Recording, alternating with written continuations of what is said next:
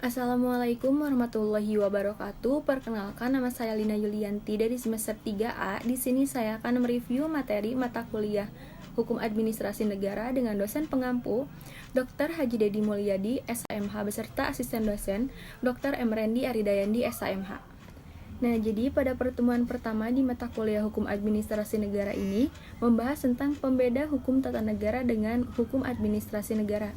Nah, jadi pembeda hukum tata negara dengan hukum administrasi negara itu adalah pasif dan aktif. Jadi, hukum yang pasif itu yaitu hukum tata negara. Susunan ketatanegaraannya contohnya seperti DPR, Presiden, MK, MA, MY. Nah, lalu diaktifkanlah hukum administrasi negara itu pelaksanaannya hukum tata negara.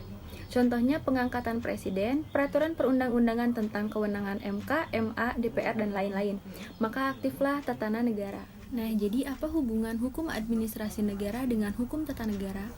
Jadi, jika hukum tata negara merupakan hukum yang mengatur pembentukan lembaga-lembaga negara tingkat pusat maupun daerah, maka hukum administrasi negara merupakan hukum mengenai operasi atau pengendalian terhadap lembaga-lembaga negara tersebut dalam menjalankan fungsinya. Nah, jadi apa perbedaan dari hukum tata negara dan hukum administrasi negara?